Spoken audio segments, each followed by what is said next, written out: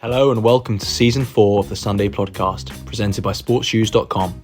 I'm Ollie Lum. And I'm Matt Seddon. This podcast is all about elite distance running in the UK. We're here to give you all the latest news updates around the sport, as well as weekly interviews with athletes and coaches. Stay up to date by following us on Instagram and X at Sunday Podcast. And make sure to subscribe to our YouTube channel too, where we post athlete workout videos, shoe reviews and more. Thanks for listening, and as always, we hope you enjoy the episode. Okay, welcome back, guys. Another bonus set coming for you now. Matt and I have just watched the sprint hurdles, 4 hurdles, and a men's 200. Obviously, Lars got beat, but turns out he's got COVID, so bit of a news story there. But of course, we'll be getting into the distance action. And mate, let's start with that steeplechase from last night, because we had all the drama.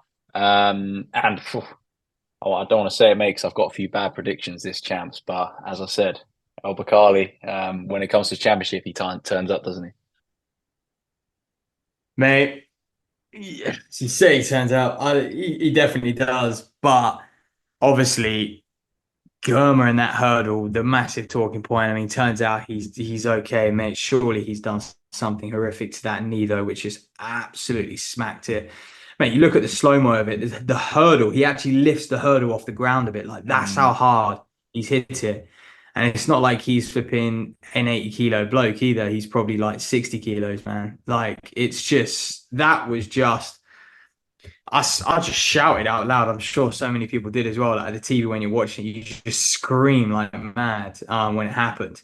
But yeah, I don't know what you made of it, man. But his acceleration down the back straight was just frantic, and it was frightening. And I just thought, as soon as I saw him go like into that hurdle as well, like I was like, he's won this race. If he could have obviously got over that hurdle, which he didn't. So this is all part of the race. I think the biggest thing for me watching it as well, like we'll get into the nitty gritty, but this whole steeplechase mile that the World Athletics want to try out, and they're going to be trying it out again in September, by the way. And I think they want to kind of move it maybe and talks of it, I think is very, very risky when you look at what happened in the steeple yesterday and you look at the speed they're running. And we could see a lot more of that in a steeplechase mile. Like, we rarely see, to be fair, like, to be fair, at major champs, we often see people hit a barrier, right? Or 4 or something like that. But it's not quite as dangerous as what we saw Germa do, because the speeds they're going at.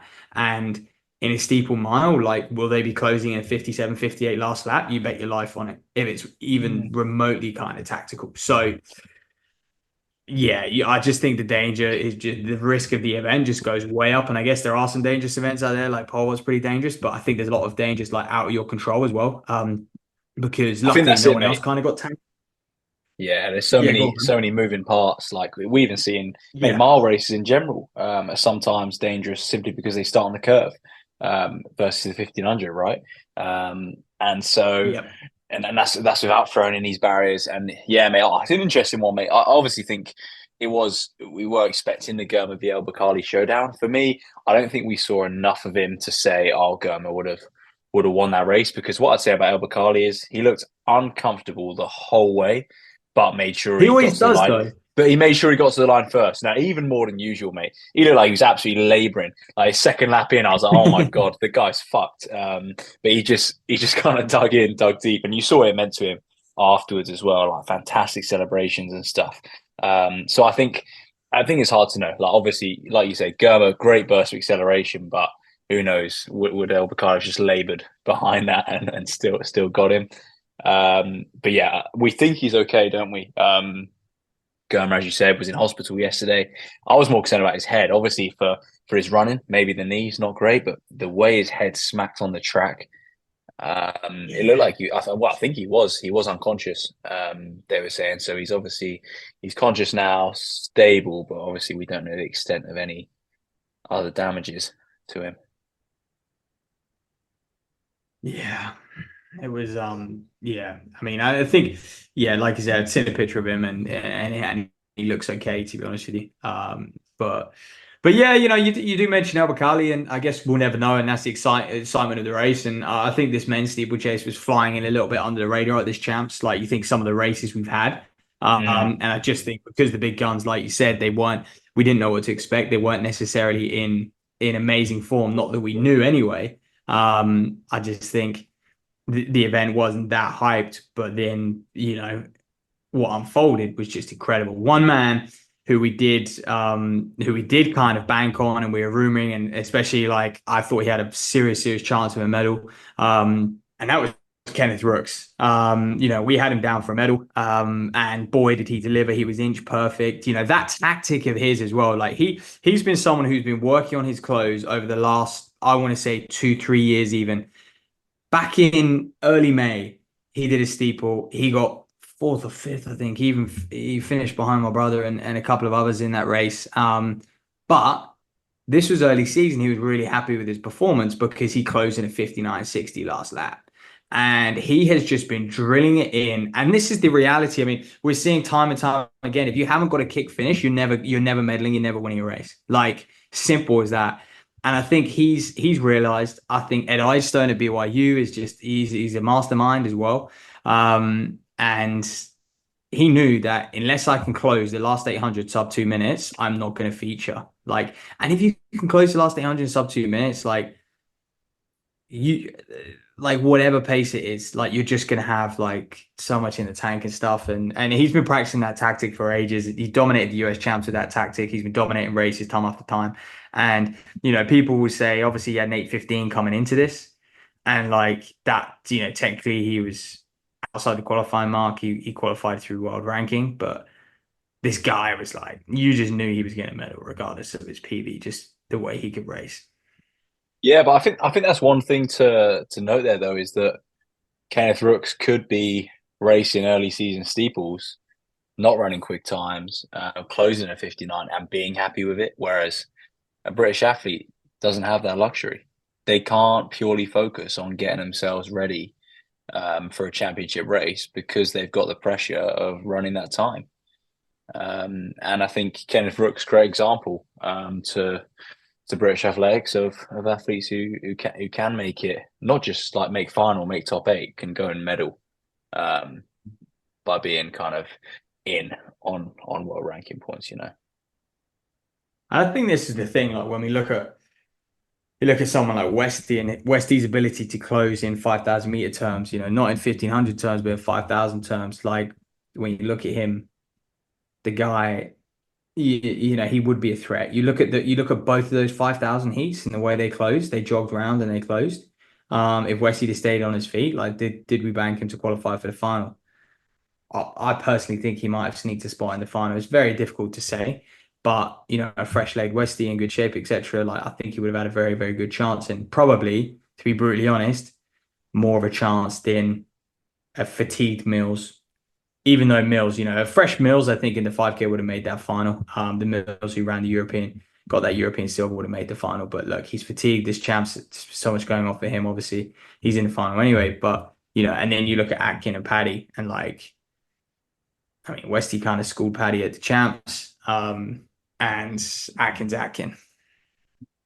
Yeah, absolutely, mate. I don't think anyone would disagree with that in terms of Westy's ability and not even in a slow 5K. I think that's the thing. This is a Westy who's dropped his time massively this season.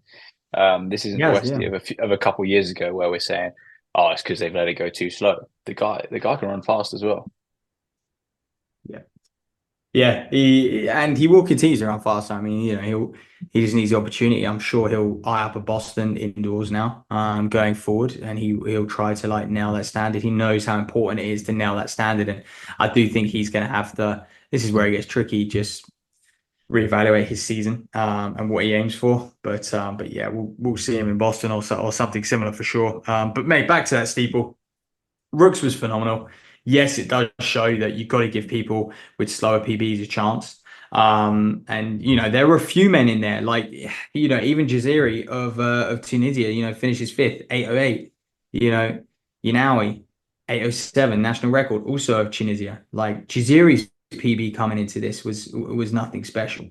I'm pretty sure he was like an 8, pretty much very similar. I want to say like an 8:12, 8:13 guy. Do you know what I mean? He's knocked 5 seconds off his lifetime best. Like ridiculous. Yeah, I think it can happen. It can happen. It can absolutely happen. We just hope it changes in the future, don't we? I think the steeple is one of those races where they're always kind of it's not like the five where they either run so much quicker that you just can't be in it, or they run so much slower that the close is so drastic that you can't be in it. Whereas Steve was one of those races that I think because of the barriers, they are a bit of not a leveler. I think it's just super hard to kick off them. So the races are always within a kind of a certain parameter, and yeah, maybe minus your top two, or people who every now and then we see a crazy race. It is always in that region, and I think yeah, if you, like Kenneth Brooks did, if you kind of pay close order to that and make the race play into your own hands in terms of plenty of strengths, then you absolutely got a chance. Yeah. And just to clarify, Jaziri was another athlete. I thought I'd just double check his PB. His PB before it was 8:14.9. His season's best, by the way, 8:20. The guy goes and runs 8:08 in the final, Tunisian. And he runs for, Under Armour Baltimore group. Like he trains with those guys. So the improvements people can make when you get the championships right is just massive, especially when you think you're in that stadium, you're shooting for a medal, you're shooting for a high position. Oh, it's crazy. But I thought that was one hell of a race, the men's steeple. It delivers time and time again at a championship. It's probably one of the most slept on events in track Yeah. and field. Honestly, I think it is. You would agree with that. But Mhm. every time I feel like it's underhyped, and then every time it just delivers one outrageous racing. Yeah, for me, like it goes 10K, 15 steeple, maybe. I put it above the five and above the eight.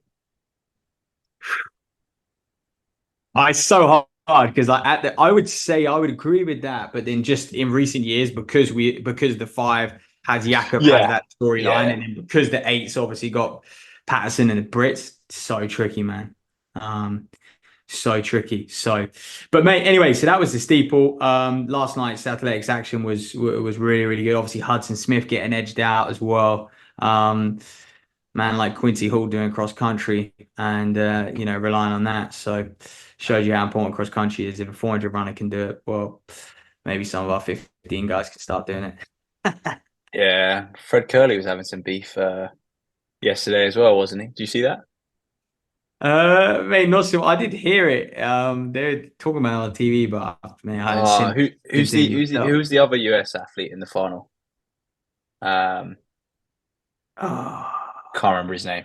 Anyway, basically, someone posted and they were like, "When are we going to see?" And then this athlete versus Fred Curley over 400 meters. Um, and he responded something like, "When I started running the 400, you saw Curley start doing the 100, as if Curley you was talking about scared." Mike Norman? Is this Mike Norman? Maybe.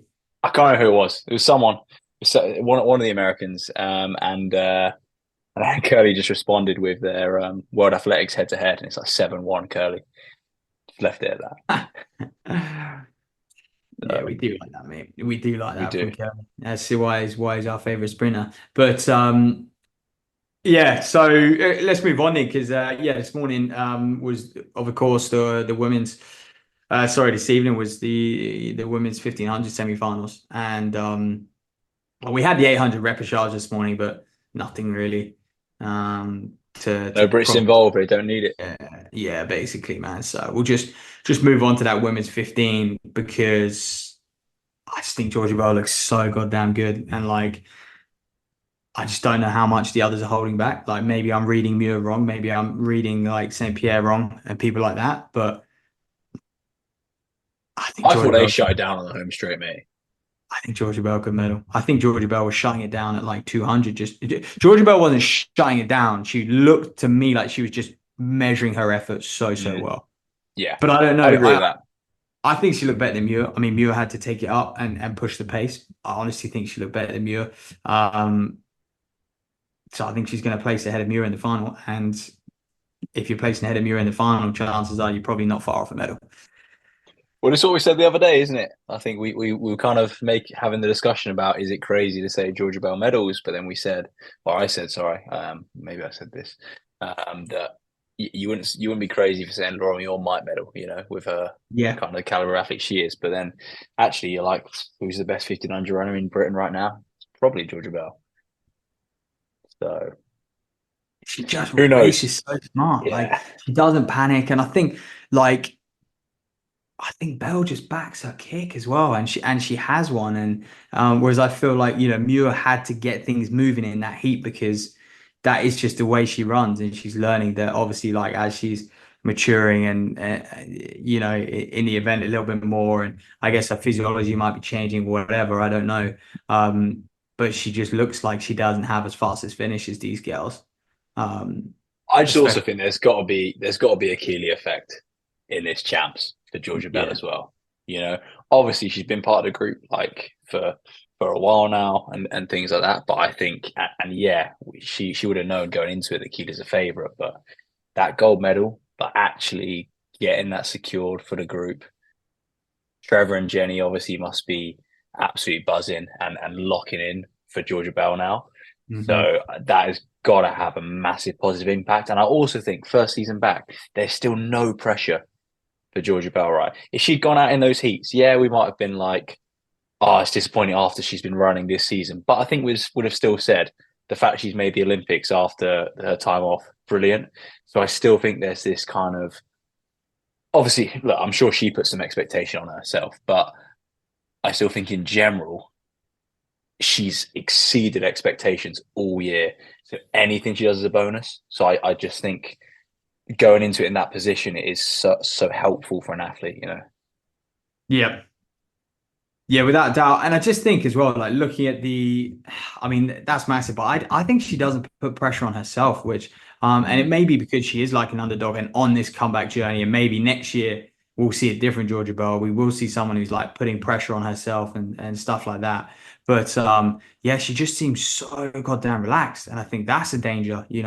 But take this other semi-final, for example, like the World to J wins at 3:55.1. She looked incredible, by the way. And I do think Hull was challenging her a little bit. And then Hull was just like, okay, I don't need to prove I can win this. But I think Hull was surprised how good World to J was.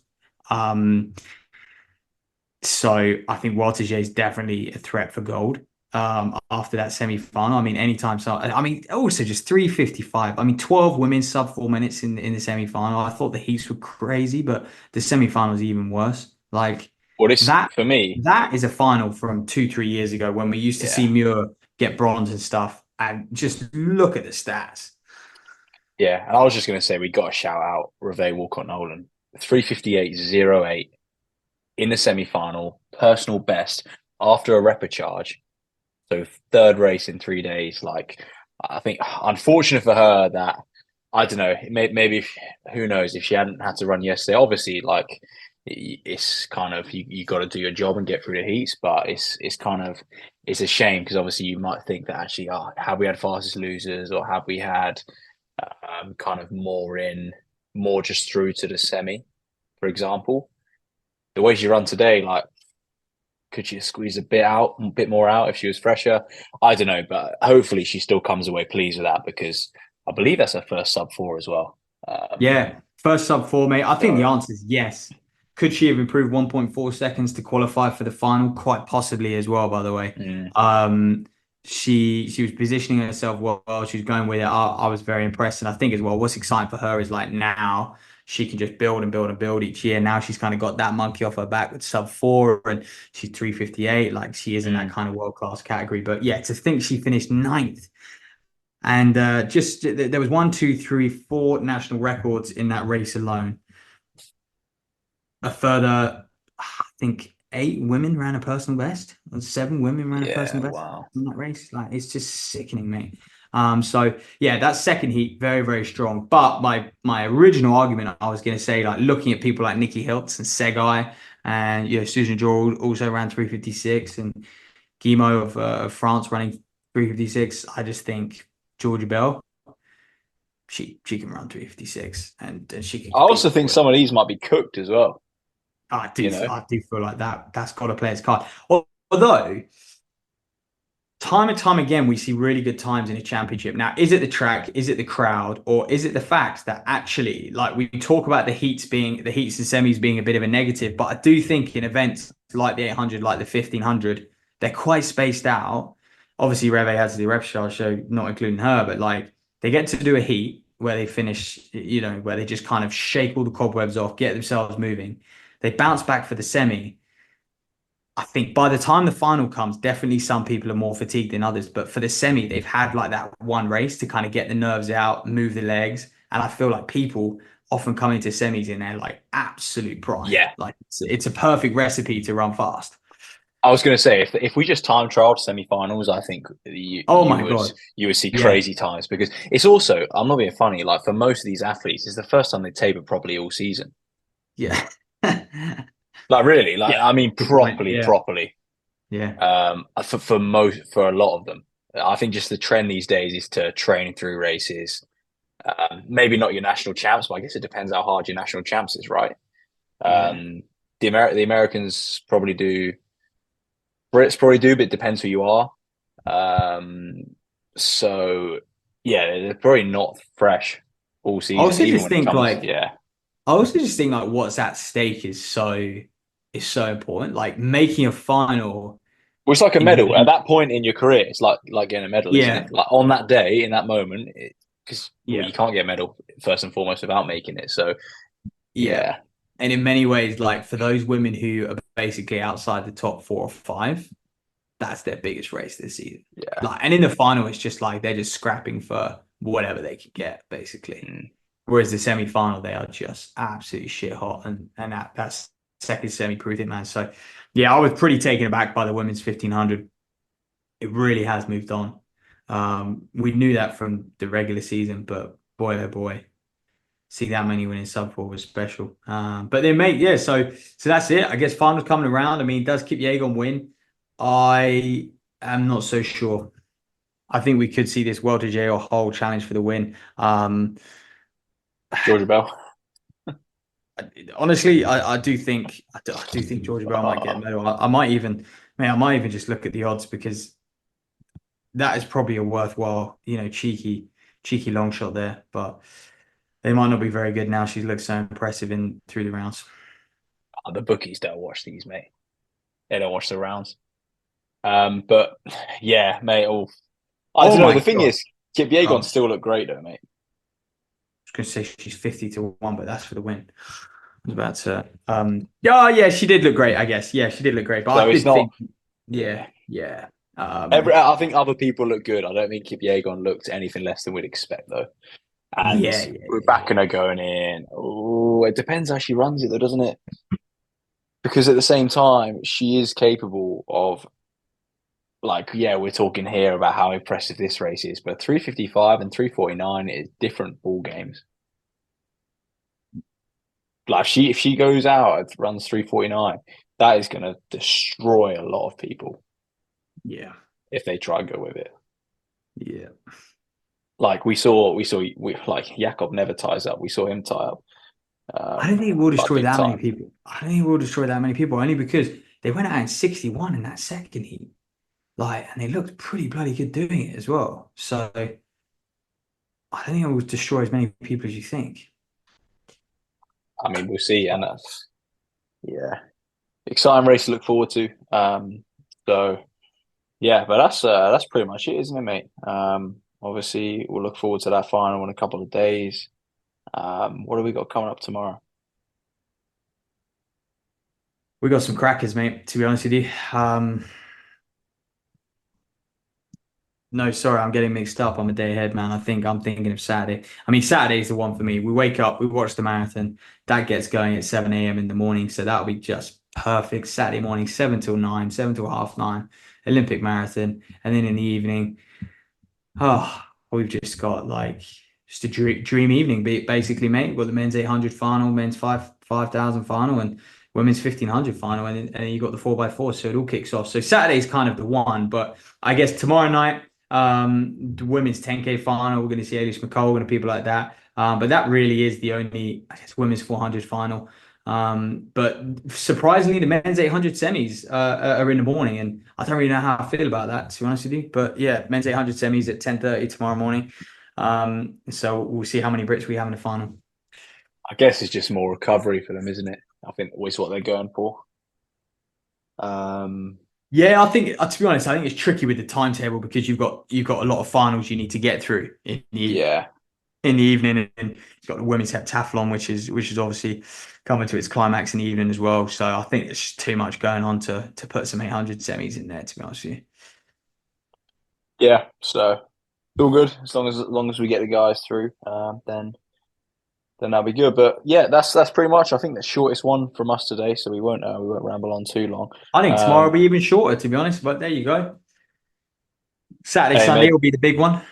Woo! maybe we'll wait till post marathon Saturday and chat through both of those. Yeah. But yeah, so anyway, look out for us at some point during the weekend. It will either be tomorrow night late, or perhaps Saturday, to cover the next couple of races. But as always, thanks for listening. We'll catch you very soon.